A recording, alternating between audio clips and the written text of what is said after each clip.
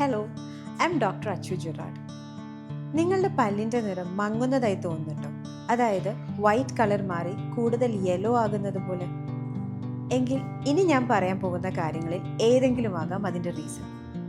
First and most common reason എന്ന് പറയുന്നത് poor oral hygiene ആണ്. അതായത് വായുടെയും പല്ലിൻ്റെയും ഒക്കെ ശുചിത്വമില്ലായ്മ. പ്രോപ്പറായി ബ്രഷ് ചെയ്യാതിരിക്കുന്നത്, അല്ലെങ്കിൽ ആഹാരശേഷം വാ കഴുകാതിരിക്കുന്നത്, അതുപോലെ തന്നെ റുട്ടീനായി നമ്മൾ ചെയ്യേണ്ട ഡെൻറ്റൽ ക്ലീനിങ്ങിന് വീഴ്ച വരുത്തുന്നത്, ഇതെല്ലാം ഡെൻറ്റൽ ഹെൽത്ത് മോശമാകാൻ കാരണമാകും. ഇപ്രകാരം ഓറൽ ഹൈജീൻ ഇല്ലാതെ വരുമ്പോൾ നമ്മുടെ പല്ലുകളിൽ അഴുക്ക് പിടിക്കുകയും അതിൻ്റെ ഫലമായി പല്ലുകൾ മഞ്ഞയായി കാണപ്പെടുകയും ചെയ്യുന്നു. സെക്കൻഡ് റീസൺ നമ്മളുടെ ഡയറ്റ് തന്നെയാണ്.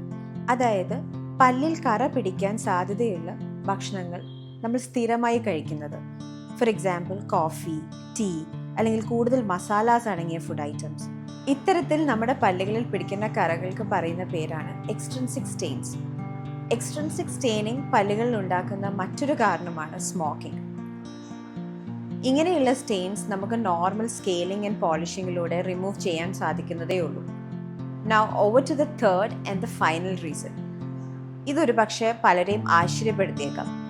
നമ്മൾ പല്ലുകളെ ഓവർ കെയർ ചെയ്യുന്നത്. അതായത് ഒരു ദിവസത്തിൽ തന്നെ 3, 4, 5 പ്രാവശ്യമൊക്കെ ബ്രഷ് ചെയ്യുന്നത്, അല്ലെങ്കിൽ കൂടുതൽ സമയം ബ്രഷ് ചെയ്യുന്നത്, അതുപോലെ തന്നെ ഭയങ്കര ശക്തിക്കും കട്ടിയായും ബ്രഷ് ചെയ്യുന്നത്.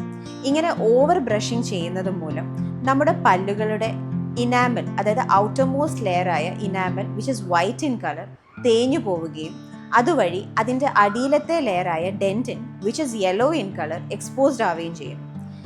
ഇത് കാരണം നമ്മുടെ പല്ലുകൾ പെർമനൻ്റായി യെല്ലോ ടീത്തായി മാറും.